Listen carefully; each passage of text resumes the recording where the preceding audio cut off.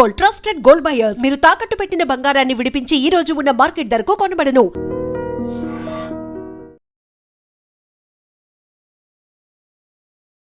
భగవద్గీత, ఆ గీతని గనక మనం కరెక్ట్గా అర్థం చేసుకొని ఆచరించగలిగితే మన రాతే మారిపోతుంది అంటారు. అసలు ఏముంది వీటన్నిటి గురించి భగవద్గీతలో? భగవద్గీత చదివామంటే పుణ్యం వస్తుంది, భగవద్గీత గొప్పది, భగవద్గీత అంతది, ఇలా చెప్పుకుంటూ మనం కాలక్షేపం చేసుకుంటూ ఉన్నాం తప్ప సునీత విలియమ్స్ స్పేస్లో, అంతరిక్షంలో నాతో పాటు భగవద్గీతను తీసుకుని వెళ్ళాను. మరి ఆవిడికి ఎక్కడి నుండి వచ్చింది అంత ధైర్యం? మరి ఇప్పుడు మన ఇళ్ళల్లో కూడా భగవద్గీత ఉంటుంది, ఉన్నంత మాత్రాన మనకు ధైర్యం వచ్చేస్తుంది. భగవద్గీత ఏం చెప్తుందంటే కేవలము నీ శరీరము, నీ ఇంద్రియములు, నీ మనస్సు, నీ బుద్ధి, ఇవన్నీ కూడా, మన మనస్సు కూడా సూర్యకిరణాల్లాగే అన్ని వైపులో అన్ని ఆలోచనలు చంచలంగా ఉంటుంది. ఇవన్నీ తీసుకొచ్చి ఫోకస్ చేస్తుంది. కాబట్టి మీకు మీ అజ్ఞానం తొలగించి మీ స్వరూపాన్ని చూపెట్టాలి. ఎలాగైతే మేఘాలు కప్పి ఉన్నటువంటి సూర్యుడికి, ఆ యొక్క గాలికి మేఘాలు వెళ్ళిపోయిన తర్వాత సూర్యుడు ఎలాగైతే కనిపిస్తాడో, ఆ విధంగా మీకొచ్చి స్పష్టమైన మీ స్వరూపం ఏమిటి, ఈశ్వర్ అంటే ఎవరు, ఈ జగత్ అంటే ఏమిటి ఒక్కసారి చెప్తారనమాట. నమస్కారం, వెల్కమ్ టు ఐ డ్రీమ్. ధర్మ మార్గం విత్ విజిత కార్యక్రమానికి స్వాగతం.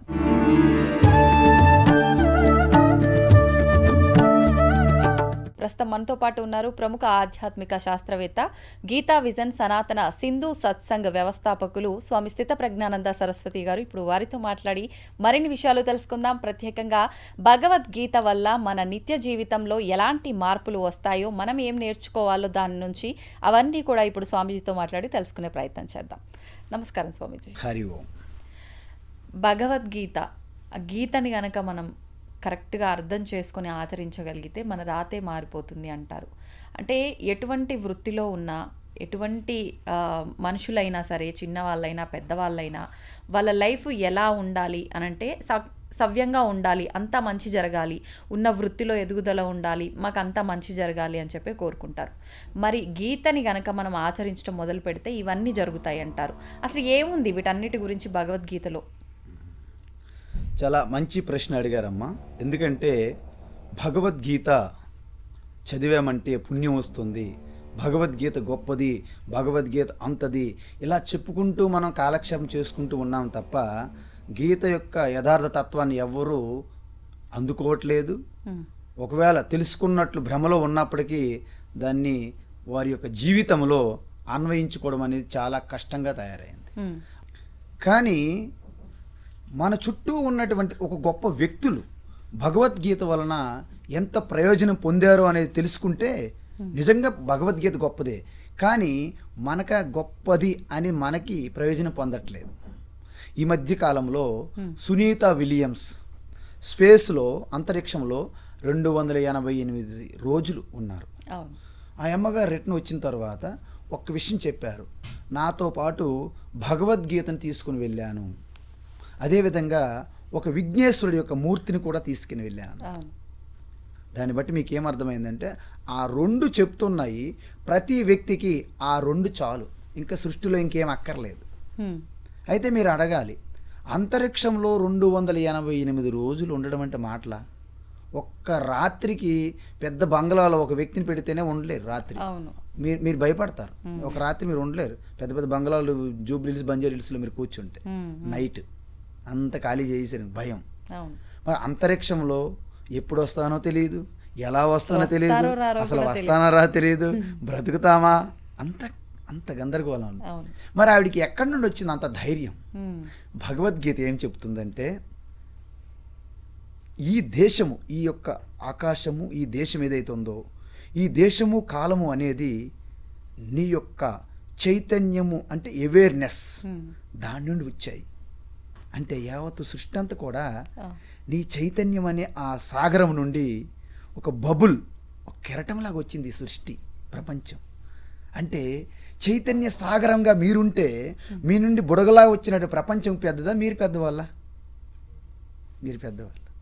అందువలన ఈ అంతరిక్షం కూడా తస్మాద్వా ఏ తస్మాత్ ఆత్మన ఆకాశ సంభూత, ఉపనిషత్తులు. తైత్తిరీయ ఉపనిషత్తు ఏం చెప్తుందంటే తస్మాద్వా ఏ తస్మాత్ ఆత్మనః, ఆత్మ అంటే మన చైతన్య స్వరూపానికి స్ఫురణ. గుండె చప్పుడు లబ్ డబ్ ముందు ఒక స్టార్టింగ్ గ్రేస్ ఉంటుంది అనమాట, దాన్ని చైతన్య ఎరుక అంటారు. దాని నుండే గుండె కొట్టుకోవడము, మన జీర్ణ వ్యవస్థ, రక్త ప్రసరణ వ్యవస్థ, మన కాళ్ళు చేతులు పనిచేయడము, మనస్సు పనిచేయడము, ఇంద్రియములు పనిచేయడం, వీటన్నిటి వెనక ఉన్నది ఆ శక్తి. బల్బు వెనక, ఫ్యాన్ వెనక, అన్ని ఎక్విప్మెంట్లు వెనక ఎలక్ట్రిసిటీ ఉన్నట్లుగా.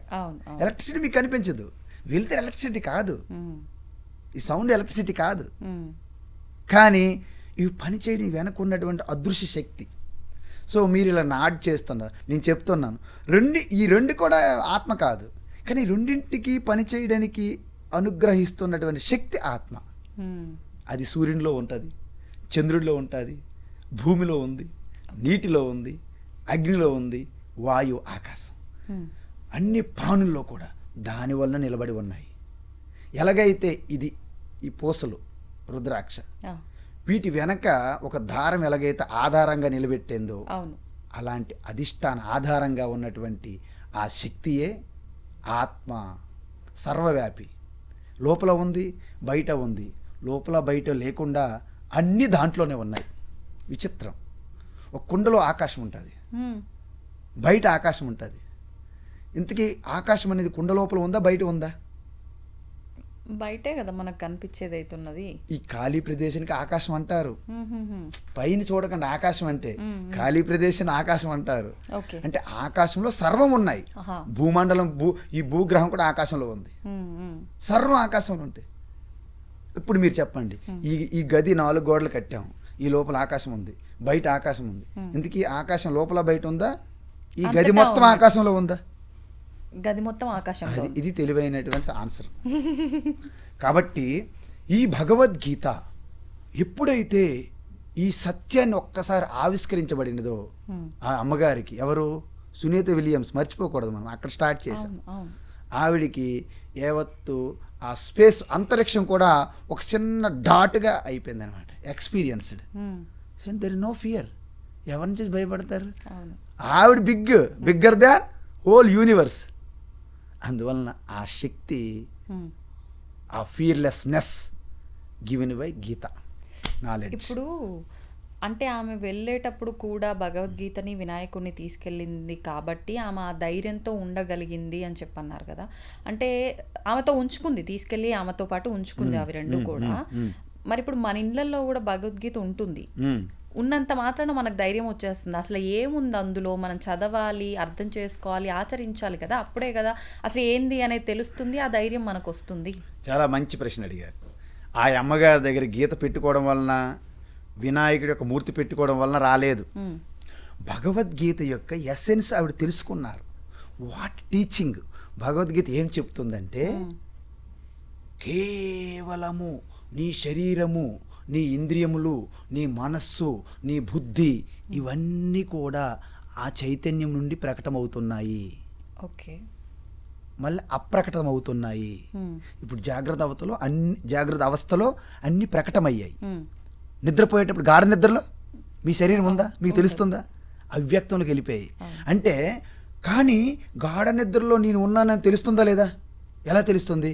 తెలియదు. అంటే నిద్ర నుంచి బయటకు వచ్చిన తర్వాత నేను బాగా నిద్రపోయాను అంటున్నారా? మీరు బాగా నిద్రపోతే పక్కింటిలో బాగా నిద్రపోయారు అంటారా? అనరు. అంటే గాఢ నిద్రలో కూడా ఆ యాబ్సెన్స్ని మీరు సాక్షిగా చూస్తున్నారు. ఇప్పుడు వస్తువుల్ని, రూపంని చూస్తున్నాం. గాఢ నిద్రలో బ్లాంక్నెస్ చూస్తున్నాం. రెండింటిని కూడా సాక్షిగా దర్శిస్తున్నారు. విట్నెస్, ఆ సాక్షి, దట్ ఈస్ ఆత్మ. అందువలన మనకి సునీతా విలియమ్స్ గారు భగవద్గీతను పెట్టుకోవడం వలన, వినాయకుడి పెట్టుకోవడం వలన ధైర్యం కాదు. భగవద్గీత ఏమి చెప్పింది ఆ ఎసెన్స్ని ఆవిడ పట్టుకున్నారు. పట్టుకున్నాక ఇప్పుడు భగవద్గీత ఎసెన్స్ మీరు ఫీల్ అవుతారు. మీరు ఒక్క క్షణం మొత్తం నేనేమీ వినట్లేదు, జస్ట్ టెంపరీగా ఒక సంకల్పం చేసుకోండి, నేను ఎటువంటి శబ్దంలో వినట్లేదు, నేనేమీ చూడట్లేదని నేత్రాలు మూసుకోండి, అన్నీ బంద్ చేసుకోండి. యు ఆల్రెడీ ఎంటర్డ్ ఇన్సైడ్ అనమాట. అంతర్ముఖం. మనసును కూడా కంట్రోల్, అంటే మనసును చూశారు, మనసు స్టాప్ ఫర్ టెంపరీ టైం, కొంత టైం వరకు మనసు ఆగు, ఏం ఆలోచన లేదు, కోరికలు వద్దు, సమస్తం అవసరం లేదు. ఒక్కసారి అన్నీ డ్రాప్ అయినప్పుడు కేవలము నేను ఉన్నాను అని ఒక్క అవేర్నెస్ మిగులుతుంది. That awareness is called Shiva. కానీ ఆ స్థితి రావడానికి చాలా సమయం ఎస్, పడుతుంది కదా. ఇప్పుడు వచ్చారు మీరు ప్రశ్న. ఇప్పుడు గీతలో ఎంటర్ అయ్యాం మనం. మీకు అర్థమవుతుంది కదా. You are so great, so wonderful speaker, or మీ యొక్క ప్రొఫెషన్లోను మీ బిజినెస్లోను you are top most, suppose I say. But still whenever your business will collapse you are shaking. కరెక్టే. Like Arjuna is a great warrior. అవును. But when you in the battle field in front of guru and grandfather, తాతగారు, గురువు గారు అందరు చూసేసరికి కుటుంబ సభ్యులు. భయం. ఒక్కసారి షేక్ అయిపోయాడు, చేతులు ఉనికి, అవును. ధనసు జారిపోయింది, మొత్తం కాలు కదిలిపోతున్నాయి, మనసు తిరుగుతుంది, కళ్ళు తిరుగుతున్నాయి, చక్కెర కొడుతుంది అంటారు చూసారు, చక్కెర కొట్టింది. అంతేంటి ఒక్కసారి ఎందుకు అది వచ్చింది అలాగా? Attachment first. ఓ బంధాలు. మీరు ఎంత ఏ వస్తువుకైనా వ్యక్తికైనా సంబంధమైన ఆలోచన దేనికైనా మీరు ఎంత బలంగా అటాచ్ అయి ఉంటారో అంత ఇన్సెక్యూర్ ప్రాబ్లం వస్తుంది, పోగొట్టుకుంటానని. ఓకే, వాస్తవం. దాని యొక్క రిజల్ట్ మనం ఎంత అటాచ్ అయి ఉంటామో. సపోజ్ ఇది పాడ్కాస్ట్ మీద మీరు బాగా అటాచ్మెంట్ పెట్టుకున్నారు అనుకోండి, అది పోయింది, మీరు షేక్ అయిపోతారు ఒక్కసారి. కరెక్ట్. మీ ఫోన్ మీద ఎంత అటాచ్మెంట్ పెట్టుకున్నారు అనుకో, ఫోన్ పనిచేయలేదు, షేక్ అయిపోతారు. కారు, మీ ఫ్రెండ్, మీ మదర్, మీ ఫాదర్, మీ సన్, మీ హస్బెండ్, ఎవరైనా సరే, హూ ఎవర్ ఈ మేబీ, షీ మేబీ, అటాచ్మెంట్ మీదే. Gold, what ever it maybe. లేకపోతే మంచి ఆలోచన, మీ ఆలోచన ఎవరో డిస్మిస్ చేస్తున్నారు, మీరు హట్ అయిపోతారు. కానీ మనిషి యొక్క సహజ లక్షణమే అది కదా, బంధాలు వాళ్ళ మధ్య కాదు. ఎందుకంటే మనిషి అంటే ఏమిటనుకుంటున్నారు మీరు? మనిషి ఎవరన్నా అంటారంటే మనస్సుతో ఎవరైతే ప్రయాణిస్తుంటారో వారు మనిషి అయ్యారు. కానీ వాస్తవానికి ఆయన మనిషి కాదు, మరేంటి? ఆయన మాధవ అంటే ఏంటి? పరమాత్మ. మీరు పరమాత్మే. కానీ పరమాత్మ అంటే ఏంటి? ఇక్కడ రెండు విషయాలు గమనించాలి. రెండు విషయాలు. కేవలము శుద్ధ చైతన్యం, ఆకాశం వలె అందరికీ సమానం, సమం సర్వేషు భూతేషు తిష్టంతం పరమేశ్వరం. కానీ ఆ శుద్ధ చైతన్యము ప్రతి శరీరంలోనూ ప్రతి ఆకారంలోనూ ప్రవేశిస్తుంది. అదే శుద్ధ చైతన్య పరమాత్మ మీలో ప్రవేశిస్తే, మీరు యాంకర్ గారనే ఒక ప్రొఫెషన్, మీ పేరు విజిత, ఓకే సపోజ్. అదే పరమాత్మ మీ నుండి విజితగా ప్రకటమయ్యింది అంటే మీ మనసు ద్వారా ప్రకటన అవుతుంది. కాబట్టి మీరు మనిషి అయిపోయారు. మీరు మనిషి కాదు, మీరు మనిషి అయిపోయారు అన్ఫార్చునేట్గా, దురదృష్టవశాత్తు. అదే పరమాత్మ దీంట్లో ప్రవేశించినప్పుడు స్వామీజీ అయిపోయారు. నేను స్వామీజీ కాదు, ఆయన పరమాత్మే, మీరు పరమాత్మే. అయితే మరి ఇందులో ఎప్పుడైతే ప్రవేశించిందో దీన్ని కంట్రోల్ చేసిన పవర్ ఒకటి ఉంది. ఏంటి? మనస్సు ద్వారా వెళ్తున్నటువంటి వ్యవహారం అంతా మనిషిగా మార్చేసి సంసారంలో పడేస్తుంది. మరి మనిషి నుండి ఎప్పుడైతే మనస్సు వ్యవహారాన్ని మనం సైడ్కి పెట్టగలుగుతామో దాన్ని సాధన, తపస్సు అంటారు. అప్పుడు మనస్సుని ప్రయత్నపూర్వకంగా మీరు సైడ్ పెడితే మళ్ళీ చైతన్య వైపు మీరు షిఫ్ట్ అనమాట, జస్ట్ ఒక జర్క్ అనమాట. దాన్ని ఇన్నర్ జర్నీ అంటారు, దాన్ని ఇన్నర్ ఇంజనీరింగ్ అంటారు. పెద్ద పెద్ద మంచి మంచి పదాలు వాడతారు ఇంగ్లీష్లో. ఇన్నర్ ఇంజనీరింగ్, ఇన్నర్ ట్రాన్స్ఫర్మేషన్ అన్నీ వింటుంటారు, మీరు వినండి కావాలంటే. ఈ పెద్ద పెద్దలు ఉన్నాయిలేండి, పెద్ద ఆర్గనైజేషన్లు ఉన్నాయి వరల్డ్ వైడ్. సో ఈ ఇన్నర్ జర్నీ, అందుకే మనకి లలితా సహస్రనామము, విష్ణు సహస్రనామం ఇలాంటి పేర్లు చెప్తారు. అంతర్ముఖ సమారాధ్య. మీరు అంతర్ముఖంలో వస్తే మీకు నేను ప్రత్యక్షం అవుతాను అని లలితదే చెప్పారు. మనమేంటి బహిర్ముఖ సుదుర్లభం చెప్పడం కూడా అక్కడ జరిగింది. మీరు ఎంతవరకు బహిర్ముఖం వెళ్ళిపోతే నాకు కారు కావాలి, నాకు బంగ్లా కావాలి, నాకు ఫ్రెండ్స్ కావాలి, నాకు పుత్రుడు కావాలి, నాకు పుత్రికలు కావాలి, ఈ అధికారం కావాలి, పవర్ కావాలి, డబ్బు ఇవన్నీ బహిర్ముఖమే కదా. అంటే ఆవిడేమంటుంది? నాకంటే మీరు దూరం వెళ్తున్నారు, నా నుంచి మీరు దూరం వెళ్తున్నారు అని చెప్తూనే ఉంది ఆవిడ. అంటే ఓకే పర్లేదు, తర్వాత రిటైర్మెంట్ చూసుకుంటాం ఈ సంగతి అని మనం చెప్పేస్తున్నాం ఆవిడికి. చూసారా? సో ఈ విధంగా మనం అటాచ్మెంట్ అవ్వడము, ఇది మీ స్వరూపం కాదు, మీరు ఆత్మస్వరూపం. అయితే ఇంతకీ ఆత్మస్వరూపం ఏంటి స్వామి అని మీరు అడగాలి. ఆత్మ అంటే అనంతమైనటువంటి దేశము, కాలము, సమయానికి, ప్రదేశానికి పరిమితం కాకుండా అనంతమైన ఆనందాన్ని ఆత్మ అంటారు. సెక్యూరిటీ. ఆత్మకి ఏది ఉండదు అంటారుగా, ఆనందం ఎలా కలుగుతుంది? నేనేమంటున్నానంటే ఆనందం పొందేవారు మరి ఉండరు, ఆనందమే మిగిలిపోతుంది. మీకు అర్థమవుతుందా? కేవలం ఆనంద స్వరూపం అనుభవించిన వాళ్ళు మరి ఉండరు. అంటే ఎలాగంటే కేవలము ఒక ఉనికిగా ఉంటుందమ్మా, ఉనికి. ఆ ఉనికియే ఇంటెలిజెన్స్గా వ్యక్తం అవుతుంది. ఓకే, ఇంటెలిజెన్స్గా. ఆ ఇంటెలిజెన్స్లో ఏమవుతుందంటే ఇంకెటువంటి అజ్ఞానము, వికారాలు, మోడిఫికేషన్స్ ఉండవు అనమాట. దాన్ని ఆనంద అనుభూతిగా ఉండడమే తప్ప నేను ఇంత ఆనందం పొందానని ఎవరు మరి మిగిలి ఉంటారు. మీకు ఇంతకుముందు చెప్పాను ఒకసారి, ఎలాగైతే ఉప్పు బొమ్మ సముద్రం నీటిలో నేను వేరు సముద్రం వేరని మొదట ప్రయాణం జరుగుతుంది. వెళ్తూ వెళ్తూ లాస్ట్కి ఏమైంది? రిపోర్ట్ చేయడానికి ఇంక ఉప్పు బొమ్మ ఉండదు. It is melting in. మనము కూడా ఈ బాహ్య ప్రపంచం నుంచి ఒక స్టెప్, మీరు నేత్రలు మూసుకున్నారనుకోండి, వినట్లేదు అనుకోండి, బాహ్య ప్రపంచం మరి లేదు. ఏం మిగిలింది? శరీరం మిగిలింది. సో శరీరం అనేది కూడా ఒక్కసారి మనం ఒక డైరెక్షన్లో పెట్టాలి. మీకు విషయం చెప్పిన, ఎప్పుడైతే మీ స్వరూపం మీద మీరు దృష్టి పెట్టి మీరు ధ్యానం చేయగలుగుతారో, మొదట ధ్యానం చేస్తాము కానీ ధ్యానం చేసేది కాదు, అది ఒక స్వరూప స్థితి, అది ఉంటుంది అంతే. ఎలా వస్తుంది? ఎలా వస్తుందంటే మీకు ధ్యానం గురించి ఒక విషయం చెప్తాను. సపోజ్ మీకు ఒక బిడ్డ ఉన్నారు, చిన్న అలాగ బంగురుతున్నారు, ఐ మీన్ 4 కాళ్ళతో క్రాలింగ్ అంటాం కదా, పాకుతూ ఉంటారు. మీరు వండుతున్నారు, వంట ఇంపార్టెంట్, అర్జెంట్గా వెళ్ళాలి బయటికి, అక్కడ ప్రాగుతున్నారు. మీరు వంట వండుతూ ఆ క్యారిడార్ నుంచి పడిపోతాడేమో, ఎందులో పడిపోతాడేమో, మీ దృష్టి ఎక్కడ ఉంటుంది?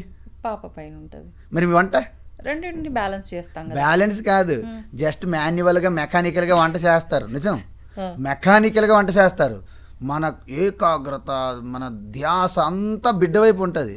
ఎందుకంటే వంట పోయినా పర్వాలేదు, బిడ్డపోతే మళ్ళీ బిడ్డ వస్తారు ఏంటి, ఎందుకంటే రారు. ఇప్పుడు మీరు చెప్పండి, 2 సమానం బ్యాలెన్స్ అన్నారు, తప్పు అది.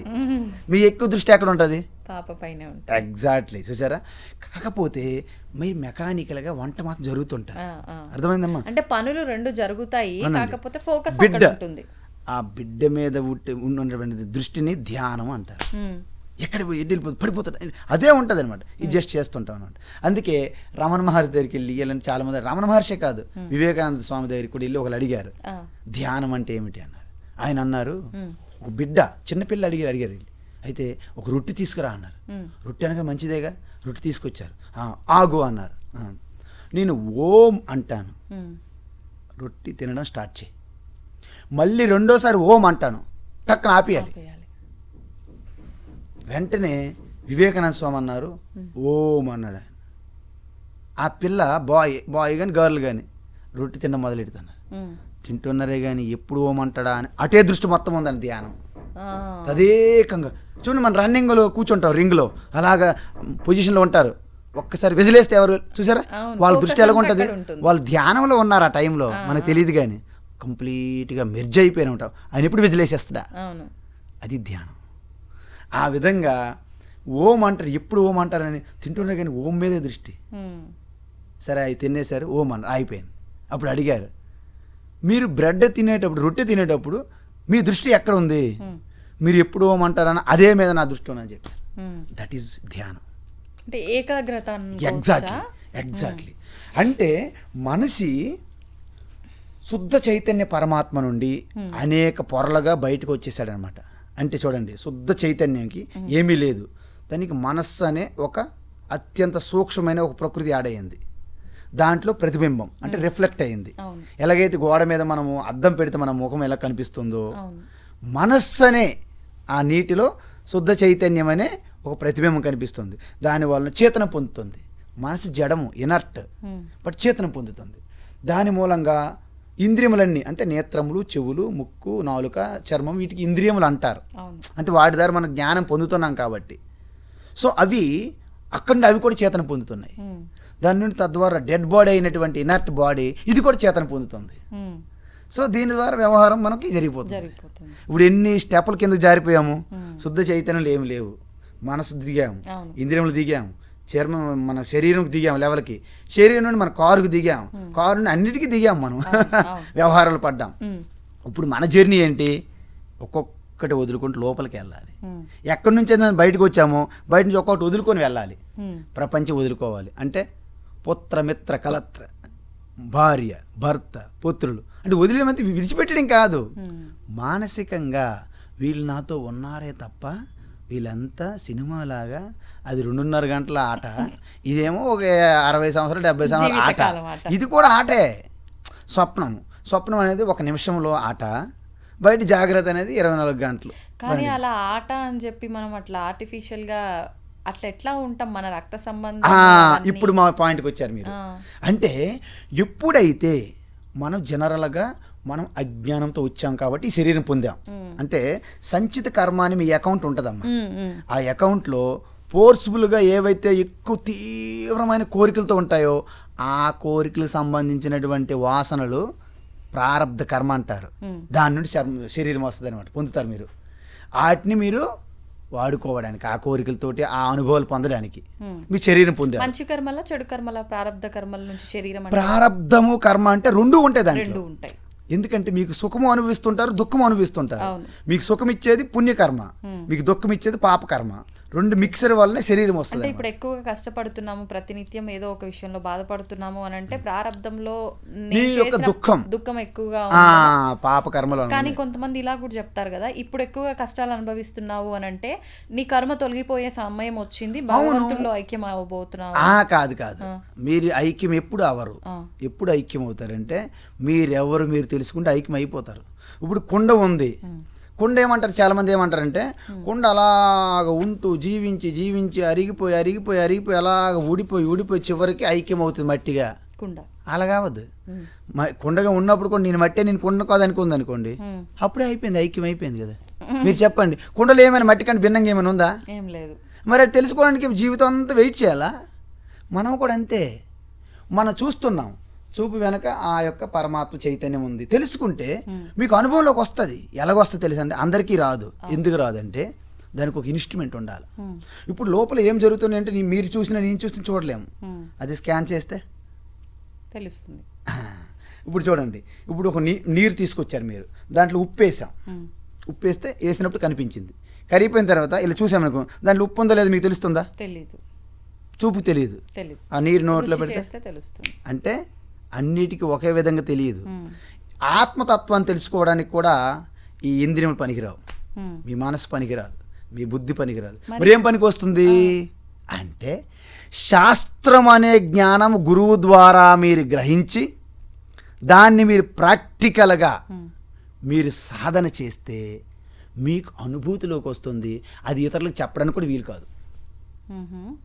ఎలాగంటే సాధారణంగా సముద్రం నుండి నీరు వేడికి పైకి వెళ్తాయి, బాష్పీకరణ చెంది అక్కడ మేఘాలుగా చల్లబడతాయి, మళ్ళీ వర్షం పడుతుంది, నదులుగా మారుతాయి, సరస్సులుగా మారుతాయి, చివరికి ఎక్కడికి వెళ్ళి కలుస్తాయి? సముద్రం కలుస్తాయి. ఓకే, ఎలాగైతే సముద్రం నుండే విడిపోయి వచ్చినటువంటి ఆ నీరు మళ్ళీ సముద్రంలో కలవాలని ఎలాగైతే తహతహలాడుతూ తపన చెంది ఎలాగైతే సముద్రం వైపు పరుగులు తీస్తుందో నది, మనం కూడా పరమాత్మ నుండి విడిపోయి ఆ నదిలాగా తప్పించి వెళ్ళేవారే సముద్రంలో కలుస్తారు.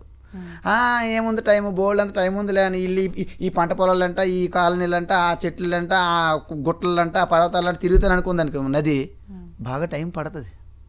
అలాగే మనుషులు కూడా తపన బట్టే, అందుకే ఎవరైతే తప్పిస్తారో దాన్నే తపస్సు అంటారు. తపంటే ఆలోచనే జ్ఞానం. అందువలన ప్రతి జీవుడు కూడా పరమాత్మ స్వరూపం అయినప్పటికీ, ఓకేనమ్మా, అయినప్పటికీ బురదలో పడిపోయినటువంటి కోహినీరు ఎలాగైతే షైనింగ్ అవ్వదో, ప్రకాశించదో, మనం కూడా ఈ బురద అనే వాసనలో పడిపోయి మనస్సు బురదలో నింపేస్తుంది. అందువలన మీ చైతన్యాన్ని మీరు గుర్తించలేకపోతున్నారు. మనం ఏం చేయాలి? ఇప్పుడు బట్టకి ఏమైనా మలినం అంటిందనుకోండి, మీరు 2 వాడు తీసేస్తున్నారు. మీ మనస్సుకు అంటినటువంటి బురద ఇప్పుడు తొలగించాలి. అది ధ్యానం ద్వారా సాధ్యం. అప్పుడు అది చెప్తున్నాను. ప్రతి మనిషి పరమాత్మ స్వరూపం అయినప్పటికీ ఈ వాసనలతో కూడి ఉన్నటువంటి ఈ సంస్కారం అనే ఈ చక్రంలో, అంటే దీన్ని క్షేత్రము అంటారు. క్షేత్రము అంటే ఈ శరీరాన్నే క్షేత్రం అంటారు. ఎలాగైతే మన పంట పొలంలో మన క్షేత్రం ఉంది కదా, వ్యవసాయ క్షేత్రం అంటారు, ఆ విధంగా దీన్ని క్షేత్రం అంటారు. ఈ క్షేత్రాన్ని తెలుసుకునే వారిని క్షేత్రజ్ఞ అంటారు.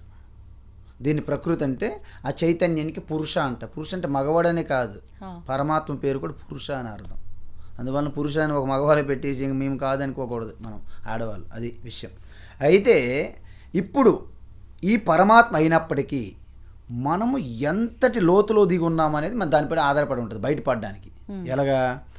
ప్రతి వ్యక్తికి మన అంతరములో సూక్ష్మంగా కామము అంటే కోరికలు, కామ క్రోధ లోభ మోహ మదమాశ్చర్యాలు ఉంటాయి, రాగద్వేషాలు, అసూయ, ఇవన్నీ దాక్కుంటాయి అన్నమాట. మధుకైటబ లాగా, రాక్షసుల్లాగా. సో అవి ఎప్పుడైతే మీ మనసులో ఉన్నాయో నీటిలో ఉన్న బురద లాంటి బురద టైప్ అనమాట. బురద నీరు ఉందనుకోండి, ఆ బురదలాగా ఇవన్నీ అడుగు భాగంలో ఉన్నాయి. ఉండడంతో పాటు మనస్సు చంచలంగా పరుగులు తీస్తుంది అనమాట. అంటే కదులుతుంది నీరు. మీరు ఒక బకెట్ తీసుకోండి అమ్మా, దాంట్లో బురద నీరు కదులుతుంది అనుకోండి, మన మనసు సేమ్ డిటో. ఈ కామక్రోధ లోభ మోహ మదమాశ్చర్య రాగద్వేషాలు అసూయ అనే ఈ బురద చంచలంగా అటు ఇటు తిరుగుతుంది కోరికలు తీర్చుకోవాలని. ఈ రెండు ఉన్నాయి. ఎప్పుడైతే బురద నీటిలో కదులుతున్న బురద నీటిలో మీ ప్రతిబింబం ఎలాగైతే కనిపించదో, అదేవిధంగా ఉన్నటువంటి మనస్సులో మీ ప్రతిబింబం ఆత్మ ప్రతిబింబం కనిపించట్లేదు, మనకి దర్శనం ఇవ్వట్లేదు. వీటన్నిటి వల్ల ఇప్పుడు మనం ఏం చేయాలి? వాటిని తొలగించాలంటే ఫస్ట్ ఆఫ్ ఆల్ మనము ఒక స్టెప్ వేయాలి. దీనికి 5 స్టెప్పులు చెప్పారు భగవద్గీతలో, 5 మెట్లు. ఏంటండి? మీరు 5 మెట్లు ఎక్కగలిగితే మీరు పరమాత్మని మీరు నేనే శివ అనే ఒక అనుభూతి పొందుతారని చెప్పారు గీతలో. మొట్టమొదటి స్టెప్ మీకు మనస్సు ఎప్పుడైతే నేను పరిచ్ఛిన్నము, నేను పరమాత్మతో అనంతం కాదు అనే భ్రమలో మనస్సు ఉంటుంది, అందువల్ల పరుగులు తీస్తుంది. మా అబ్బాయి వస్తే నాకు అనంతమైన సుఖం వస్తుందని భ్రమపడతాం. సరే మనసు ఏమంటుంది, మీ అబ్బాయిని రప్పించు అంటారు. లండన్ నుండి అమెరికా నుండి దిగుతాడు. దిగిన తర్వాత ఇక్కడ వాతావరణం బాగోలేదు, ఏసీ లేదు, మస్కిటోస్, అక్కడ బాగుంటుంది, న్యూయార్క్ బాగుంటుంది, హైదరాబాద్ బాగోలేదు, ఈ కంప్లైంట్స్ ఇస్తుంది 1 వీక్. అప్పుడు ఏమనుకుంటే నువ్వు తొందరగా న్యూయార్క్ వెళ్ళిపోతే మాకు బాగుంటుంది అని మళ్ళీ మనసు అంటుంది అనమాట. సో ఎప్పుడైతే మనసు కోరుకున్నది ఒక్కసారి అయిందనుకోండి, ఆ గ్యాప్లో మనస్సు సైలెంట్ అవుతుంది. అప్పుడు మీ యొక్క స్వరూపానందం ప్రకటమవుతుంటుంది. మనం ఏమనుకుంటాము, బయట నుండి వచ్చిందని భ్రమపడుతుంటాం. అవును. అందువలన ఒక లడ్డు తిన్నా, ఒక అనుభవం అయినా, ఒక ఆలోచన అయినా నిజంగా దానిలోనే సుఖం ఉందనుకోండి, అందరికీ సుఖం ఇవ్వాలి కదా, అన్ని కాలాల్లో సుఖం ఇవ్వాలి కదా, ఇవ్వరు. అలాగా ఒక వ్యక్తి వస్తే మనకు సుఖం అనిపిస్తుంది, ఒక వ్యక్తి వెళ్ళిపోతే సుఖం అనిపిస్తుంది. ఒకరు ఎక్కడికి వెళ్ళినా సుఖం ఇస్తారు, ఒకరు ఎక్కడి నుంచి అక్కడి నుంచి వెళ్ళిపోతే ఒక సుఖం అందుతుంది మనకి. అలాంటి వ్యక్తులు ఉంటారు. ఆ విధంగా అజ్ఞానం అనమాట. దీనికి కారణము అజ్ఞానం. చూడు 3 వచ్చినాయి ఇప్పుడు. ఫస్ట్ మలం అంటారు, అంటే రాగద్వేషాలు అనేవి అత్యంత సూక్ష్మంగా మూలంలో బురదలాగా ఉన్నాయి. దానివల్ల కదులుతున్నటువంటి బురద నీరు కదిలే విధంగా మనస్సు అటువైపు కోరికలు లాగుతున్నది, దాన్ని విక్షేపం అంటారు. విక్షేపం. ఇవన్నీ దేనివల్ల జరిగాయి? మీరెవరో మీ స్వరూపాన్ని కప్పివేసింది అజ్ఞానము. మలము, విక్షేపము, అజ్ఞానము. ఈ 3 వదిలించుకుంటే పరమాత్మ స్వరూపం మీ సొంతం. మరి వీటికి ఎలా ఏం చేయాలి? మొట్టమొదటి స్టెప్ ఏంటంటే, ఒక్కసారి అమ్మ మీ డబ్బులు అందుకు సంపాదించకూడదు, మీకు ఎంత అవసరం అంతే తీసుకోండి, మిగతాది మీరు తీసుకోవద్దంటే స్వామి మీరు చెప్పించాలు మాకు తెలుసు, మాకు మీరు వెంటనే విడిచిపెట్టేస్తారు. కాబట్టి శాస్త్రం ఏం చెప్తుందంటే, ఓకే మీరు ఏ డబ్బులు సంపాదిస్తున్నా, ఏ ధనాన్ని సంపాదిస్తున్నా ధర్మబద్ధంగా, దొంగతనం కానీ, అవినీతిగా కానీ, అన్యాయం కానీ, అక్రమంగా వద్దు, ధర్మబద్ధంగా మీరు సంపాదించుకోండి, మీరు ఏమైనా చేసుకోండి. చేసేటప్పుడు మీకు ఏదైనా రిజల్ట్ వస్తుంది కదా. మీరు డ్యూటీ చేశారు, సపోజ్ మీకు మంత్ ఎండింగ్లో శాలరీ వచ్చింది. ఇప్పుడు వచ్చిన శాలరీ వాళ్ళ టైంకి వాళ్ళు రిలీజ్ చేయాలి. శాలరీ వాళ్ళకు కూడా మంచి బుద్ధి ఉండాలి, వాళ్ళ దగ్గర డబ్బులు ఉండాలి, అన్నీ సహకరించాలి. మీకు శాలరీ వచ్చింది. మీకు శాలరీ వచ్చిన వెంటనే ఒక్కసారి ఈశ్వరుని గుర్తు చేసుకోండి, అమ్మయ్యా ఈశ్వర ప్రసాదంగా నాకు శాలరీ వచ్చింది. అది మొదటి మెట్టు. అంటే ఏంటి అర్థము? మీ కోరికలు తీర్చుకుంటున్నారు ధర్మబద్ధంగా, వచ్చినటువంటి రిజల్ట్స్ని ఈశ్వర ప్రసాదం అన్నారు, ఒక భావన చెయ్యమన్నారు. మొదట ప్రతి ఒక్కరు చేయగలరు కదమ్మా, చేయొచ్చు కదా, ఏమైపోయింది? ఇది మొదటి స్టెప్. కొంతకాలం అయ్యేసరికి ఈశ్వర ప్రసాదంగా వస్తే నిజంగా అంతా ఈశ్వర ప్రసాదంగా వస్తుంది. కాబట్టి నేనేంటి చేసేది, ఆయన అవకాశం ఇస్తేగా చేస్తున్నాను. అందువలన మీ డ్యూటీ చేస్తున్నప్పుడు కూడా 2వ మెట్టు ఎక్కుతారు మీరు. ఎలాగా? అంత ఈశ్వరార్పణం. అంతే. ఏది నా నుండి వెళ్ళిపోయినా ఈశ్వరార్పణం, ఏది నాకు వచ్చినా ఈశ్వర ప్రసాదం. ఈ భావన మెయింటైన్ చేశారు అనుకోండి, సపోజ్ మీరు రెండో మెట్టు ఎక్కినట్టు. అప్పుడు ఏమవుతుంది తెలుసా, మీలో ఈ రాగద్వేషాలు మలినాలు ఉండవు. ఎదుటి వాళ్ళు పొందుతున్నా ఓకే ఈశ్వర ప్రసాదం ఆయనకు వచ్చింది కదా, నాకు ఈశ్వర ప్రసాదం వస్తుంది, ఏం చేసినా ఈశ్వరుకు పూజ అవుతుంది కదా. ఈ భావన వలన మీలో ఉన్నటువంటి ఆ బురదగా ఉన్న రాగద్వేషాలు తగ్గిపోతాయి, తగ్గుతున్నాయి కదా. తగ్గేటప్పుడు ఎప్పుడైతే బురద సెటిల్ అయిందో ఒక కొంతకాలం పాటు బకెట్ నీరు పెట్టి అలా అడుగుకి వెళ్తుంది బురద, ఈ కదిలించడం ఆపేయాలి మనం. సో మనసు విక్షేపం పోవాలంటే మనం దేని మీదకు ఒకవైపు మనసును మళ్లించాలి. మనసు ఒక గోస్ట్ అనమాట, పవర్ఫుల్ గోస్ట్ అనమాట, దయ్యం. దానికి ఒకవైపు మళ్లించాలి. అందువలన ఫస్ట్ ఏం చెప్పారంటే మీరు ఉపాసన, ధ్యానం. అంటే ఇది గురువు సమక్షంలో తీసుకోవాలా, ఎవరికి వాళ్ళు నార్మల్గా చేసుకోవచ్చు? గురువు అయినా, వ్యక్తి అయినా, మీ ఫ్రెండ్ అయినా, అమ్మ అయినా, నాన్న అయినా, ఎవరైనా ఫస్ట్ మీకు తెలియజేయాలి కదా. అవును, ఎవరనేది ఇంపార్టెంట్ కాదు ఇక్కడ, మీకు తెలియాలి. సపోజ్ మీ యొక్క ఇష్టాలకు ఆధారపడి ఉన్నటువంటి ఒక దేవతా స్వరూపాన్ని ప్రవేశపెట్టారు. కృష్ణ, రామ, పార్వతి, సరస్వతి, గణేష, సుబ్రహ్మణ్యం, ఏదో ఒకటి. లేకపోతే ఉదయాన్నే కనిపిస్తున్న సూర్య భగవాన్, ఏదో ఒకటి. దాని మీద మీరు దృష్టి పెట్టి ధ్యానం చేస్తున్నారనుకోండి, దాన్ని ఏకరూప ఈశ్వర ధ్యానం అంటారు. ఏకరూప, ఒకే రూపం. మీరు మిగతా అన్నిటి బదులు వదిలిపెట్టేశారు, ఒక్కదాన్ని పెట్టారు. అప్పుడు మీకేమొస్తుంది తెలుసా, మీలో ఏకాగ్రత సిద్ధిస్తుంది. అంటే సూర్యకిరణం అంతా పడతాయి కదమ్మా, మనము భూతార్థం పెట్టి ఒక్క దగ్గర ఇలా పెట్టామనుకోండి, ఏమవుతుంది, అన్ని ఒక దగ్గర ఫోకస్ అవుతున్నాయా. మన మనసు కూడా సూర్యకిరణాల్లాగే అన్ని వైపులో అన్ని ఆలోచనలు చంచలంగా ఉంటుంది. ఇవన్నీ తీసుకొచ్చి ఫోకస్ చేస్తాం. అర్థమైందా? ఒక్కసారి నదికి మనము బ్రిడ్జ్ చేసాం, గేట్ కొట్టుకుపోతుంది. మరి ఏం చేయాలి, కెనాల్స్ డైవర్ట్ చేయాలి. ఈ మనస్సు అనే భయంకరమైనటువంటి ఫ్లడ్డింగ్ రివర్, దీన్ని ఒకసారి అడ్డుకట్టేసాం. మరి దానికి ఎటు దారి చూపెట్టాలిగా, ఇటువైపు చూపెడతాం అన్నమాట. ఏకరూప ఉపాసన ధ్యానం వైపు మనసు పెట్టాలి. ఓకేనా? అందువలన మనస్సు ఎలాంటిదంటే, ఒక కథ చెప్పాను ఇంతకుముందు. ఎవరైతే ఒకరు మంత్రదీక్ష చేసి ఒక శక్తి పొందుతారు, వాళ్ళకు ఒక శక్తి ప్రత్యక్షమైంది. నువ్వు నాకు పని చెప్తావా, నేను తినేయాలా అన్నది, చంపేయాలా అన్నది. పని బోల్డ్ అంత పని ఉంది, ఇంకేమైంది, ఇష్టమని పని చూపెట్టాడు. క్షణాల్లో పని చేసిందనమాట ఆ శక్తి. మరి అలాగ వదలట్లేదు శక్తి. అప్పుడు ఇంకేం చేస్తాడు, గురువు గారు వెళ్ళారు పరిగెత్తుకుంటూ. గురువు అన్నాడు, ఒక పని చేయి, ఈ శక్తిని నువ్వు తప్పించుకోవాలంటే మీ ఇంటి ముందు ఒక ధ్వజస్తంభం వేయమని చెప్పు. వెళ్ళారు, ఏ శక్తి కమ్, ఇక్కడ ఒక ధ్వజస్తంభం పట్టు. అది జారిపోతుంటే తెలుసు కదా మనకు ధ్వజస్తంభం అంటే కొంచెది. ఏం చేయాలి, ఇప్పుడు కింద నుంచి పైకి, పై నుండి కిందకి, నేను రమ్మని చెప్పినంత వరకు నువ్వు కిందకి పైకి వెళ్ళడమే నీ పని. వెళ్తుంటుంది. ఏదైనా పని ఉంటే hey come here, do your this work. And same మనస్సేమ శక్తి లాంటిది అనమాట. మీరు దాన్ని వదిలిపెట్టారో మిమ్మల్ని తినేస్తుంది. అప్పుడు ఏం చేయాలి, మైండ్ ఇదిగో ఈ సూర్యుడు భగవాన్ మీద ధ్యానం చేస్తుంది. మనకి వర్క్ వచ్చింది అనుకోండి, ఆగు ఈ పని చేయి, మార్కెట్కి వెళ్ళాలి, కూరగాయలు తీసుకురా, పని ఏం లేదు, మళ్ళీ ధ్యానం చేయి. ఆ విధంగా వాడుకోవాలి మనసుని. ఈ విధంగా చేస్తే మొదట మీరు ఈశ్వరార్పణంగా కర్మలు చేయడము, వచ్చింది ఏ రిజల్ట్ అయినా ఈశ్వర ప్రసాదం వల్ల నాకు వచ్చింది, లేకపోతే రాదు. ఎవరైనా అడ్డుకోవచ్చు. మీ శాలరీ మీద తీసుకెళ్లారు, వాస్తవం అది, మీ శాలరీ మీద తీసుకెళ్లారు, మధ్యలో దొంగడు కొట్టుకుపోయాడు, అంతే. మన చేతికి వచ్చినాక ఈశ్వర ప్రసాదం మీకు ఉండాలి. అది గుర్తించాలి. ఆ గుర్తించడమేనమ్మా స్పిరిచువాలిటీ. ఇవన్నీ పనికి మాలినటువంటి ఎంత డబ్బులు ఒళ్ళు హోనం చేసుకొని, అప్పులు చేసుకొని, వ్రతాలు, యజ్ఞ యాగాలు, పెద్ద ప్రకటనలు ఇచ్చుకొని టీవీల్లోనూ ఇవన్నీ చేస్తే ఇవి అనుకుంటాను ఆధ్యాత్మికత కాదు. That is not a spirituality, simple spirituality. ఇవి కూడా కాదా? ఏవి చేసినా మీ ఉద్దేశం ఇంపార్టెంట్ అని చెప్తున్నాను నేను. ఉద్దేశాన్ని పట్టుకోమంటున్నా, మీరు పైపైన పట్టుకోకూడదు. ఒక ఉద్దేశం పవర్ఫుల్ అనమాట. అందువలన పూజకోటి సమం స్తోత్రం, పూజకోటి సమం స్తోత్రం అంటే చెప్తాను. పూజకోటి సమం స్తోత్రం, స్తోత్ర కోటి సమం జప, కోటి జప సమం ధ్యానం, కోటి ధ్యానం సమం లయ. అంటే అర్థం ఏంటి, మీరు కోటి పూజలు చేసిన దానికంటే భక్తి ప్రేమతో ఒక స్తోత్రం పారాయణ చేయడం గొప్పదంట, కోటి పూజల కంటే. ఇలా కోటి పారాయణాల కంటే పూర్తిగా ఏకాగ్రచిత్తంతో జపం గొప్పది. కోటి జపాల కంటే ఏ జపము లేదు, ఏ నియమము లేదు, మీకు కేవలం అన్ని జార విడిచి పరమాత్మ చింతమైన మనస్సుని సాక్షిగా చూస్తూ మనసు కూడా మీ హృదయంలో లయమైపోతుంది.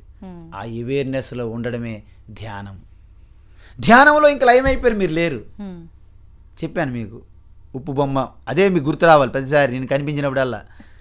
అప్పుడు మీరు ఇంక లయం అంటారు. అంటే you are one with GOD. ఏంటి గాడ్. అది అహం బ్రహ్మాస్మి దాని అర్థం. ఈ విధంగా అంత గొప్పదనమాట. అందువలన పూర్తిగా మీరు ఎప్పుడైతే ఏకాగ్రత సిద్ధిస్తారో, ఎప్పుడైతే, అందుకే మీకు ప్రతి వాళ్ళు ఏమనుకుంటారంటే ఆరంభంలో వస్తారు కదా మా దగ్గరికి, మీ ఇష్టదేవత ఏమో అడుగుతారు. ఇష్టదేవత ఫూలిష్ క్వశ్చన్ యాక్చువల్గా. చిన్నపిల్లలని అర్థం. చిన్నపిల్లలు ఓకే మీ ఇష్టదేవత ఏంటంటారు. ఇష్టదేవతలు ఏముంటే దాటి వెళ్ళిపోయారు అనుకోండి. ఇప్పుడు మీరు పెద్ద ఇంటర్మీడియట్, ఈ డిగ్రీ, ఇంజనీరింగ్, మ్యాథమెటిక్స్ ఉన్నారనుకోండి, అమ్మ 17 ఏకం చెప్పంటే మీకు ఎలాగనిపిస్తుంది? అరే ఏంటి ఏంటండి సిగ్గు లేకపోతే నేను ఎక్కడ నా స్థాయి ఏంటి, నా లెవెల్ ఏంటి, ఏమడుగుతాను అనరా మీరు? కోప్పడరు? మీరు హైయర్ ఇంజనీరింగ్ మ్యాథమెటిక్స్ చేస్తున్నారు, నేను వచ్చి అమ్మ చెప్పండి 17 ఏకం చెప్పండి, ఏమైనా బాగుందండి, పద్ధతి ఉందండి, అలాగ అనిపిస్తుంది అమ్మ. నిజంగా మీరు నమ్మండి, ఈ మహాత్ములకి ఎవరైతే నిజంగా ఆ తత్వాన్ని ఉపనిషత్తులు బాగా బ్రహ్మసూత్రాలు అధ్యయనం చేసిన రచనలకి మీరు చెప్పండి, ఈ మంత్రదీక్ష ఎవరిచ్చారు మీకు? దర్శనం ఎక్కడైంది? స్వప్నంలో అయిందా? బయట అయిందా? ఎక్కడైంది? ఇలాంటి ప్రశ్నలని సిల్లీ క్వశ్చన్స్ అమ్మా నిజంగా. అవునా కదా, మీరే చెప్పండి. కాబట్టి ఎప్పుడైతే మీకు ఇష్టదేవతతో స్టార్ట్ చేస్తారు, ఎందుకు కర్మయోగం అన్నారు ఫస్ట్. దానికి ఏంటి, మీరు కోరికలన్నీ తీర్చుకోవడానికి చేశారు ఫస్ట్. తర్వాత ఏది చేసినా ఈశ్వర అర్పణం అని చెప్పాను, ఏమొచ్చినా ఈశ్వర ప్రసాదం అన్నాను. దాన్ని కర్మయోగం అంటారు గీతలో, ఒక భాగం అయింది. తరువాత బహిర్ముఖం అయితే, కర్మ అంతా ఎప్పుడు బహిర్ముఖమే కదా. బహిర్ముఖం ఉన్నంత వరకు నువ్వు పరమాత్మ చేరుకోలేవు, అంతర్ముఖంలోకి వెళ్ళాలి. అప్పుడు జపము ధ్యానంలోకి వెళ్ళాలి. అందుకే ఇష్ట దేవత. ఇప్పుడు అంత వ్యాపించి పరమాత్మ అన్నానికి మీకేమో అర్థం కాదు. అందుకే నేను ఒక గణేష్ మూర్తి ఇచ్చా. సో గణేష్తో స్టార్ట్ చేస్తాను. జై గణేష జై గణేష జై గణేష పాయము, శ్రీ గణేష శ్రీ గణేష శ్రీ గణేష రక్షము. భజన చేస్తాం, చేయండి, మంచిదే. God bless you. అలా చేస్తూ చేస్తూ ఎక్కడ చూసిన గణేష్ మీద మీకు ప్రీతి, ప్రేమ, భక్తి, మీకు ఏకాగ్రత సిద్ధిస్తుంది ఆల్రెడీ. ఓకేనమ్మా. అప్పుడు రెండవ స్టెప్, ఉపాసనలోనే రెండవ స్టెప్. 3 స్టెప్పులు చెప్పాను ఇప్పుడు మీకు, గుర్తుందయ్యా? మీరు స్టెప్పులు మర్చిపోకూడదు. యూ సో అలర్ట్ ఉండాలి నా దగ్గర. కర్మ చేసినప్పుడల్లా ఈశ్వర అర్పణం అని చెప్పాను, వచ్చిన ప్రసాదాన్ని ఈశ్వర ప్రసాదం చెప్పాను, రిజల్ట్స్ని. 2 స్టెప్స్. ఇప్పుడు ఏకరూప ఈశ్వర ధ్యానం అన్నాను, 3వ స్టెప్. ఇప్పుడు అదే ఈశ్వర సర్వత్ర అన్ని రూపాల్లో అదే ఈశ్వర ఉన్నాడు, విశ్వరూప ధ్యానము భగవద్గీతలో వస్తుంది 11వ అధ్యాయం. అది 4వ స్టెప్. ఆ 4వ స్టెప్ వల్ల నాకేం లాభం మీరు అడగాలి. ఏకాగ్రత వచ్చింది మీకు ఏకరూప ఈశ్వర ధ్యానం వలన. ఈ విశ్వరూపం వలన మీ మనస్సు విస్తరిస్తుంది. Expand your mind. విశాల హృదయం, your mind, your heart is expand like anything. అప్పుడు మీరేంటంటే అంతా బ్రహ్మమయం జగత్, అంతా అందరూ అదే భూమి, అదే నీరు, అదే అగ్ని, అదే వాయు, అదే ఆకాశం. అంత మనం విడిచిపెట్టిన గాలి ఆవిడ పీలుస్తున్నది, ఆవిడ విడిచిపెట్టిన గాలి ఆయన పీలుస్తున్నాడు, ఆయన విడిచిపెట్టిన గాలి నేను పీలుస్తున్నాను, అందరూ ఒకే నీరు. ఇదంతా నీరే, 70% వాటర్, బ్లడ్ అంతా నీరని అర్థం. కాబట్టి ఇలాంటి భావనలు వస్తాయని మీకు అందరికీ సమానం. ఈ విశ్వరూపం మీద మీకు ఎప్పుడైతే భక్తి వస్తుందో, ఇక ఏ ప్రాణికి కూడా, ఏ చెట్టుకు కూడా, దేనికి కూడా హింస చేయలేరు మీరు.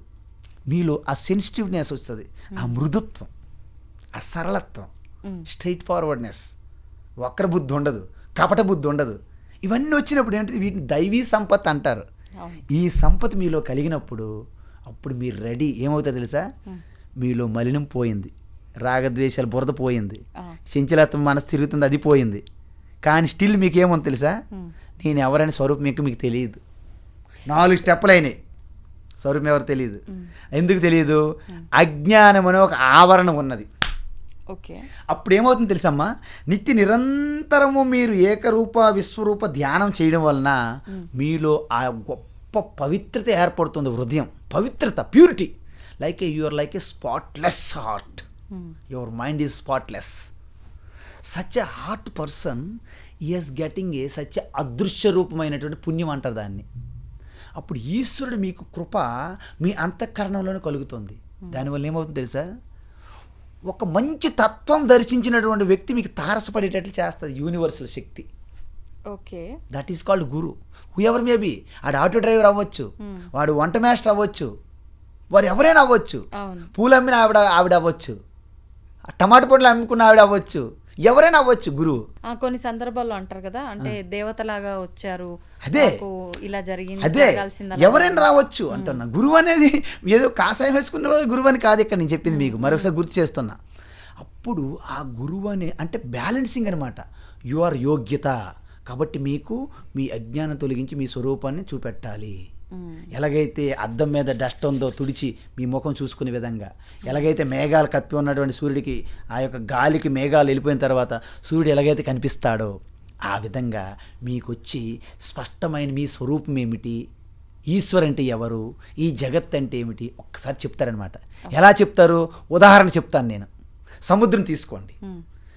సముద్రంలో కెరటాలు, అలలు, బుడగలు ఉన్నాయి, అనేక రకములు.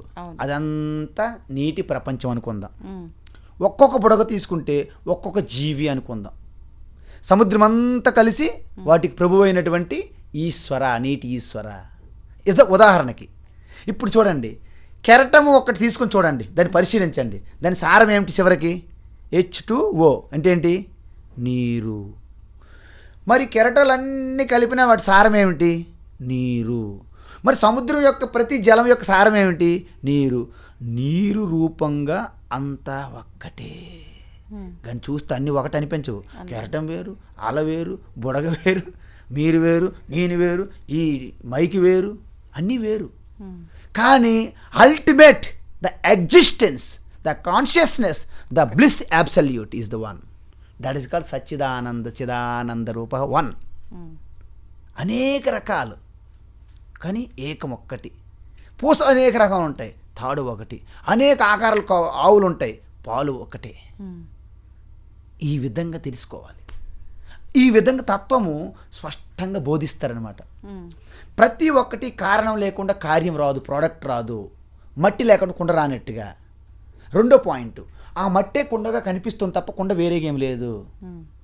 కలిమిలేములు కష్ట సుఖాలు కావడిలో కుండలనే భయమేలోయి, కావడి కొయ్యేనో కుండలు మొన్నేనో. కావడేం లేదక్కడ. కావడని మీరు అన్నారు, మీ పేరు పెట్టారు లేబులు, ఓన్లీ కొయ్యి. అది కుండలు ఎక్కడ ఉన్నాయి? కుండలు మట్టేగా అని అంటున్నాడు తత్వవేత్త. మన కుండలు కావిడి, ఈ కావిడిలో కుండలు మొయ్యలేక సంసారము భారము, సంసారం ఒక చదరంగం అని మీరు పాటలు పాడుతున్నారు. ఇది విచిత్రం అనమాట. మీకు అర్థమవుతుంది కదా? ఇది ఇలా జరుగుతుంటుంది అనమాట మన సినిమా. ఇదంతా సినిమాయే నిజం చెప్పాలంటే. మనకి గురుదేవ్ శివానంద్ అంటారు, ఈ జగత్ అనేది మీకు కల్పించావు, ఈ జీవుడని నువ్వు కల్పించావు. జగత్ కల్పన, జీవ కల్పన, ఆల్ దిశ కల్పన, దీర్ఘ స్వప్న, ఆల్ ది జాలం, all the juggler deeds, all this maya thought, all this maya street. Nothing exist, nothing belongs to you. You are neither mind nor body, immortal self you are Shiva. Nothing exists, nothing belongs to me. I am neither mind nor body, immortal self, Shiva I am. ఇది చెప్తారు మహాత్ములు. మనకేం అర్థమవుతుంది? ఏం అర్థం కాదు. దానికి మీరు పొందాలంటే ఏం చేయాలి? నిరంతరం ఈ తత్వముతో మమేకమవుతూ సత్సంగం చేస్తుండాలి. ఎందుకు? సత్సంగాత్వే నిస్సంగాత్వం, నిస్సంగాత్వే నిర్మోహాత్వం, నిర్మోహాత్వే నిశ్చలతాత్వం, నిశ్చలతాత్వే జీవన్ముక్తి.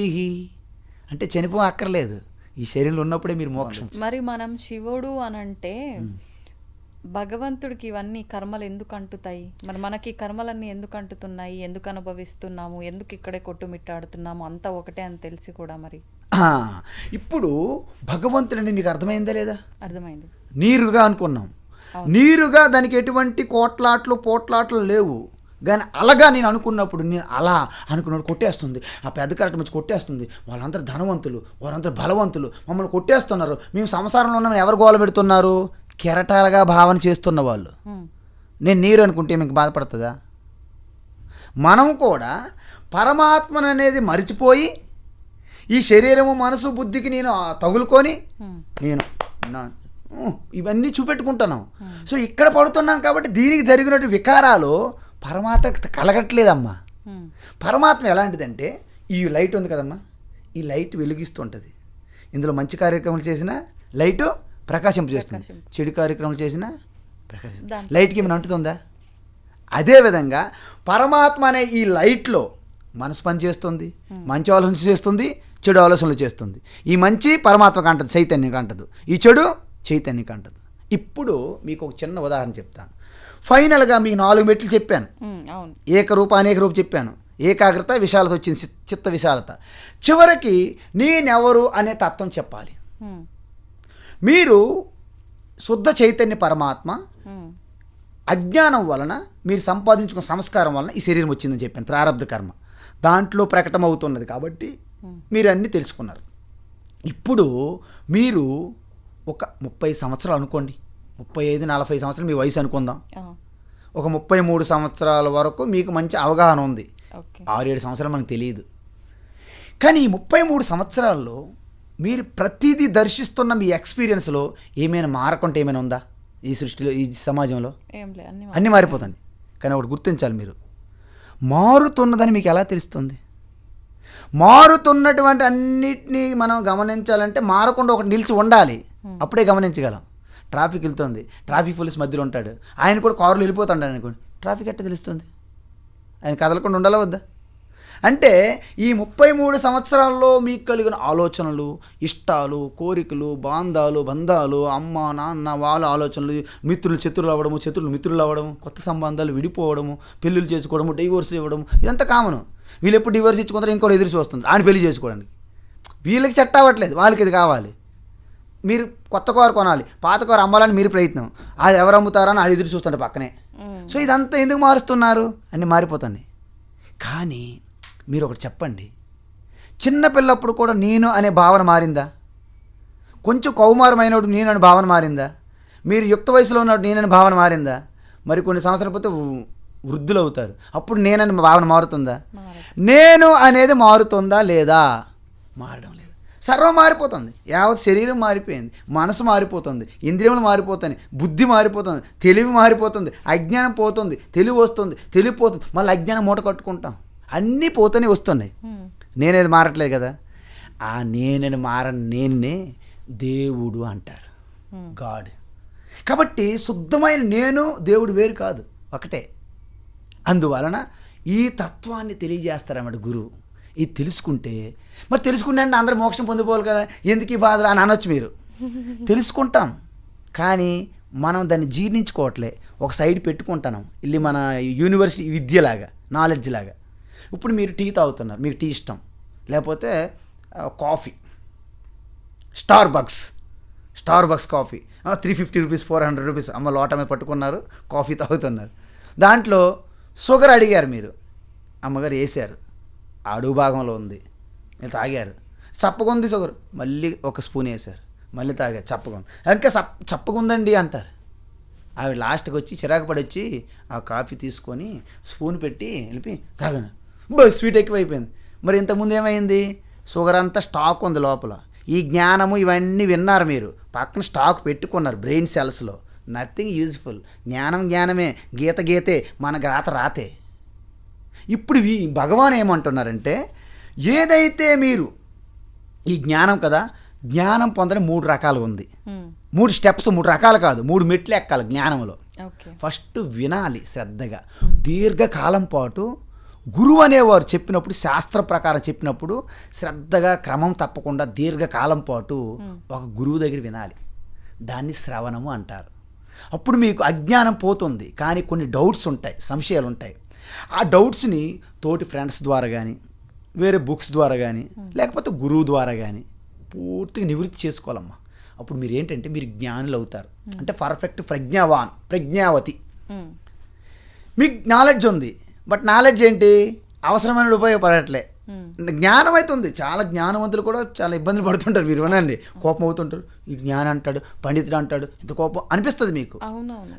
అంటే అర్థం ఏంటంటే వారిలో ప్రజ్ఞ ఉంది, కానీ వారికి అవసరమైనప్పుడు ఉపయోగపడట్లేదు. దీన్నే కర్ణ విద్య అంటారు. ఏ విద్య అంటారు? కర్ణుడు విద్య. కర్ణుడు మొత్తం అర్జునుడికి ఉన్నంత ఇది సమానం కర్ణుడికి ఉంటుంది, కానీ యుద్ధంలో మాత్రం పనికిరాదు. ఎందుకంటే నేర్చుకునేటప్పుడు తప్పు తడకలుగా నేర్చుకోండి. ఆయన అబద్ధం ఆడి గురువు దగ్గర నేర్చుకోండి. ఆయన గురువు గారు అంటారు లాస్ట్కి, నువ్వు అబద్ధం చెప్పి నేర్చుకున్నావు కాబట్టి నీకు హయ్యెస్ట్ పరీక్ష సమయంలో నీ విద్య నీకు మర్చిపోతావు అనేసారు. చూడు ఏం చూడు ఎంత ప్రాబ్లం. మనం కూడా మన జ్ఞానం అంతా అందరూ పోటాపోటీకి సంపాదించుకుంటాం, కానీ నీకు అవసరమైన పనికి రాదు. నీ పని నీదే. వీటిని విపరీత భావనలు అంటారు. అంటే అనేక జన్మల నుంచి వచ్చినట్టు అలవాటు వాసనలు అడుభావనలు ఉంటాయి. నేను మనిషిని అని భావన వదిలిపోతాను తొందరగా. నేను ఎలాగైతే పడుకున్నప్పుడు లేచినప్పుడు నేను మనిషిని ఎంత స్పష్టంగా నాకు ఉందో అంత బలంగా నేను శివ అనేది రావాలి మీకు. దానికోసమే నిధిధ్యాసనం అంటారు. నిధిధ్యాసనం శాంపుల్ ఒకటి చెప్తా, ఒక శ్లోకం. నిర్వాణ షట్కం విన్నారు ఎప్పుడైనా? మనోబుద్ధ్యహంకార చిత్తాని నాహం నచ శ్రోత్రజిహ్వే నచ ఘ్రాణనేత్రే నచ వ్యోమ భూమిర్న తేజో న వాయు చిదానందరూప శివోహం శివోహం. నా పుణ్యం నా పాపం నా సౌఖ్యం నా దుఃఖం నా మంత్రో నా తీర్థం నా వేదా నా యజ్ఞా అహం భోజనం నైవ భోజ్యం న భోక్త చిదానందరూప శివోహం శివోహం. నా మృత్యో న శంక న మే జాతి భేద పితా నైవ మాత మాతా న జన్మ. I have no mata, no father, no pita, nothing. నా బంధు నా మిత్రం గురుర్ నో గురు నో శిష్య. మరి ఏం మిగిలింది? చిదానంద రూప శివోహం శివో. దీన్ని నిధిధ్యాసనం అంటారు. ఇది చేస్తూ చేస్తూ చేస్తే సహజమైనటువంటి స్వరూపం మీకు ఒక్కసారి అనుభూతి కలుగుతుంది. నేను ఎప్పుడు శివే కదా, నా అజ్ఞానం వల్ల ఇలాగే కింద మీద పడ్డాను అని మీరు నవ్వుకుంటారనమాట.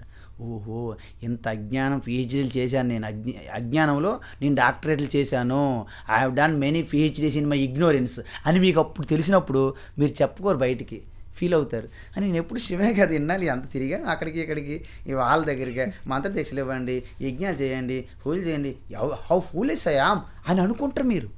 That is what wonder. This is the wonder అమ్మ. ఇది అసలైన వండరాక చెప్పండి మీరు.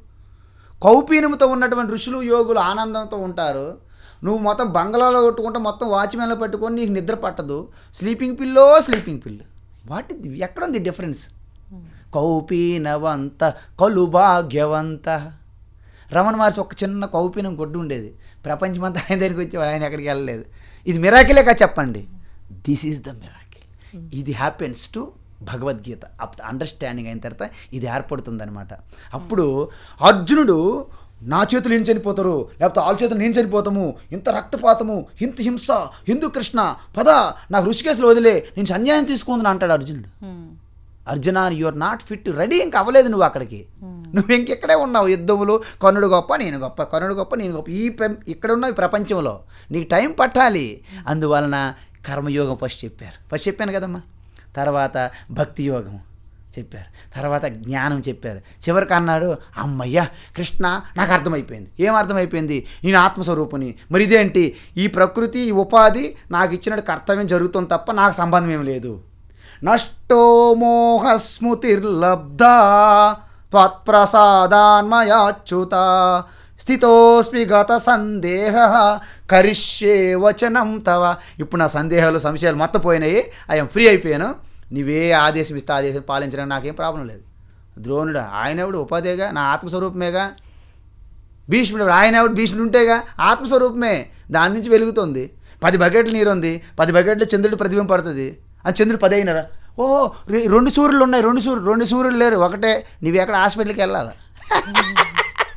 కాబట్టి ఈ విధంగా తెలుసుకున్న తర్వాత అద్భుతం. అర్జునుడికి అడుగుతాడు, ఏమడుగుతావు తెలుసమ్మా? నువ్వు శ్రద్ధగా ఏకాగ్రత విన్నావా? విన్నాను. అర్థం చేసుకున్నావా? అర్థం చేసుకోను. అయితే నీ బుద్ధితో ఆలోచించి ఏది మంచిదైతే చెయ్యి. యథా ఏచ్చతి తథా కురు విమృశ్యై తదశేషేన యథేచ్చతి తథా కురు. గురువు ఎంటపడ్డమ్మా, ఇచ్చేయి ఎంటపడ్డు. మీకు తత్వమంతా భోజిన తర్వాత సమయస్ఫూర్తిగా ఏది మంచి అయితే చేయడమే. ఓకే, అది వివేకవంతులు, అది హనుమంతులు శ్రీకృష్ణుడు చేసి చూపెట్టారు మనకి. హనుమంతుడు అదే చేసి చూపెడతాడు, సమయస్ఫూర్తి ఎక్కువ హనుమంతుడికి. ఓకే. సీతను తీసి చూసి రమ్మంటే ఆయన ఏం చేశాడు, మొత్తం చేసి వచ్చాడు, అవును. లంక తగలబెట్టి వచ్చాడు ఆయన.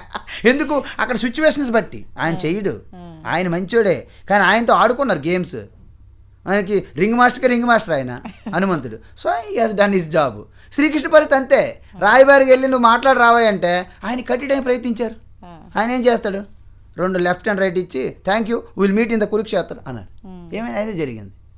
సో ఇదనమాట సమయస్ఫూర్తి అంటే కృష్ణ హనుమాన్లో మీకు తెలుస్తాయి. వాళ్ళిద్దరు గురువులు, హనుమంతుడు గురువు, ఓకే. శ్రీకృష్ణ గురువు, కృష్ణ వందే జగత్. జగద్గురు. అప్పుడు ఈ అద్భుతాన్ని సంజయుడు ఏమంటాడంటే, కేవలము యోగం యోగేశ్వరాత్ కృష్ణాత్ సాక్షాత్ కథయత స్వయం. యోగేశ్వర కృష్ణ, ఆ కృష్ణుడి నుంచి డైరెక్ట్గా ఆ బ్రహ్మ విద్య అర్జునుడు చెప్తుంటే నేను దర్శించి నా జన్మ ధన్యమైపోయిందని సంజయుడు చెప్తాడు లాస్ట్లో. అప్పుడు సంజయుడు ఒక మాట చెప్పాడు, యత్ర యోగేశ్వర కృష్ణో యత్ర పార్థో ధనుర్ధరః తత్ర శ్రీర్విజయో భూతి ధ్రువానే తిర్మతిర్మమ. కృష్ణార్జునులు అంటే మీలో ఉంటారు అని అర్థం. ఎవరైతే కర్తవ్యంలో ఉత్సాహంతో ఉల్లాసంతో ఉంటామో, ఎటువంటి సంశయాలు భయాలు విడిచిపెట్టి రాగద్వేషం విడిచిపెట్టి సిద్ధంగా కర్తవ్యంకి ఉంటాం. ఎందుకు, మీ తత్వం తెలుసుకున్నారు ఆల్రెడీ. మీరు నీటిలో ఉన్న తామరాకు వల్ల ఉంటారు, బురద నీరు మీకు అంటదు. బ్రహ్మణ్యాదాయ కర్మాణి సంగం త్యక్త్వా కరోతి యః లిప్యతే నస పాపేన పద్మపత్రమివ అంబస. నీటిలో ఉన్న తామరాకు వలె అంటారు. నేను ఎలా చెప్పుకుంటే టైం అయిపోతుంది, ఎందుకంటే భగవద్గీత ఈజ్ ద అల్టిమేట్ ఈ సృష్టికి.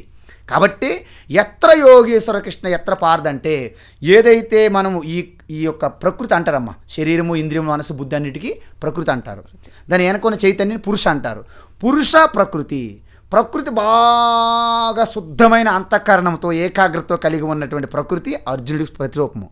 దాని వెనకొన్న బ్లెస్సింగ్ కృష్ణ. ఎక్కడ ఈ రెండు కలిస్తే అక్కడ విజయమే కదా, ఇంకేం మిగులుతుంది.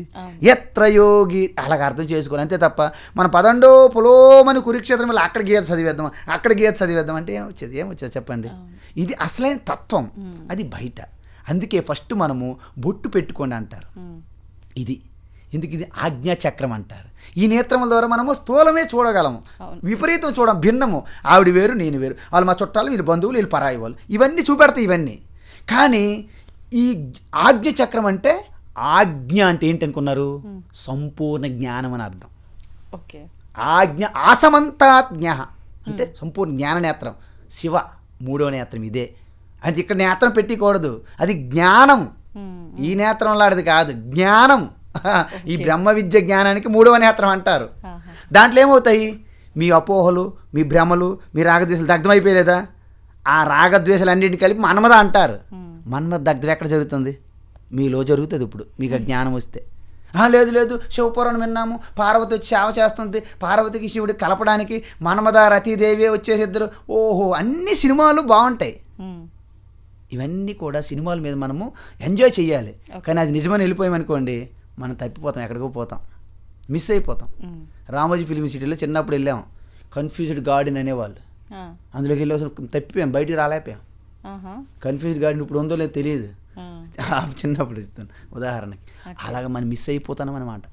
సో భగవద్గీత అనేది అద్భుతం. భగవద్గీత తెలుసుకుంటే మీరు కూడా శ్రీకృష్ణుడు అయిపోతారని చెప్పారు అక్కడ. ఆయన అలాగే చెప్పాడు, నేను ఎలాగైతే లీలలు చేస్తున్నానో మీరు లీలలు చేస్తారని చెప్పాడు. అంతకుమించి తక్కువ లేదు, తగ్గేదే లే అంటారు కదా మన వాళ్ళు, అది అనమాట దాని అర్థం. బ్రహ్మ విద్య అంటే తగ్గేదే లే. ఎందుకంటే మీరు శ్రీకృష్ణు యొక్క తత్వం తెలుసుకుంటే మీరు కృష్ణ అవ్వడమే దాని రిజల్ట్, ఇంకా అంతమించి ఏం లేదు. అదే బుద్ధ భగవాన్ చెప్పారు, అదే శంకరాచార్య చెప్పారు, అదే నిజమైనటువంటి గురువు అదే చెప్తారు.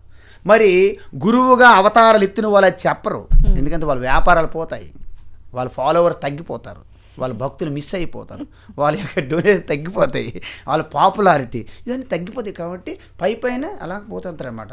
మీరు ఇచ్చేయండి, ఈరోజు ఇంపార్టెంటు, పలాయన టైము, పలాయన ప్లేసు, పలాయన రేవు, పలాయన దగ్గర పడుకోవాలి, 9 రాత్రులు పడుకుంటే నువ్వేగా. ఒక అజ్ఞానిలు 9 రాత్రులు పడుకుని వచ్చినాడు కాశీలో, ఏమైనా అజ్ఞానిగా మిగిలాడు, ఏమవుతాడు? 9 రాత్రులుగా 90 రోజులు పడుకున్న ఏమైపోద్ది? మీ లోపల మార్పు లేదు. మీరు కైలాస మానసరం వెళ్ళినా ఇదే మనసు వెళ్తుందిగా, ఇక్కడ మార్పు రావాలి. మనకు వార్తలు సరిగ్గా రావట్లేదంటే ఓ కింద మీద అక్కడ రిలీజ్ అయినాయి వార్తలు, ఈ రేడియోలో ప్రాబ్లం. ఇక్కడ సెట్ చేయకుండా మనం రేడియో స్టేషన్ మీద కంప్లైంట్ ఇచ్చేస్తాం వెళ్ళి, ఎందుకంటే మన చుట్టం ఎవరో ఏసీ ఉన్నారని. అది న్యాయమా? అన్యాయం ఇది. కాబట్టి మనలో మన నట్స్ లూజ్గా ఉన్నాయి, కొంచెం సెట్ చేసుకోవాలి, బిగించుకోవాలి. Just tighten our bolts and nuts, everything will set right. Hari Om తత్సత్. నిజంగా అంటే భగవద్గీతని ఆచరించడం తెలుసుకోవటం వల్ల అయిపోయింది. ఏముంటుంది అనేది మిగిలిన లేదమ్మా. నాకు ఇన్ని శ్లోకాలు వచ్చు, నా చదవడం రాదు, నా సంస్కృతం రాదు, ఇవన్నీ నన్ ఆఫ్ ది బిజినెస్. అంతే అంతే. ఒక్కటి మీరు పట్టేశారు అనుకోండి, అయిపోయింది మీ పని. ఇంక గీత టీచర్లు, స్వాములు, సన్యాలు కానీ బెటరు. ఎందుకంటే practical is important. 1 ounce of practice tons of theory కంటే పవర్ఫుల్ అని చెప్పారు గురువు శివానంద. ఇలాగే నాకు మీకు సెలవిస్తే అద్భుతం అండి, హరి ఓం. ధన్యవాదాలు. హరి ఓం. మరి అందుకే మేము మిగతా స్వాములు గురువులతో ఐఎమ్ నాట్ ఏ గురువు, అది నా మెయిన్ రిక్వెస్ట్. నేను గురువు కాదు, సత్యాన్ని మీ ముందు ఉంచడానికి ప్రయత్నిస్తుంటాను అంతే. హరి ఓం. తవ్వండి, తవ్వుతున్న శివలింగం. పరమాత్మకు జీవా సరే దాన్ని అట్లా కప్పేసేయండి, చూపించదండి. Krishna is there. మూర్తి పూజ కాదు, సాక్షాత్ బ్రజేంద్ర నందన భగవాన్ ఉన్నారు మూర్తిలో. ఏమీ ఆశించకుండా ఆరాధించే వాళ్ళు కూడా ఉన్నారా ప్రభుజీ? నిజమైన భక్తి అంటే మనకు తెలియదు కాబట్టి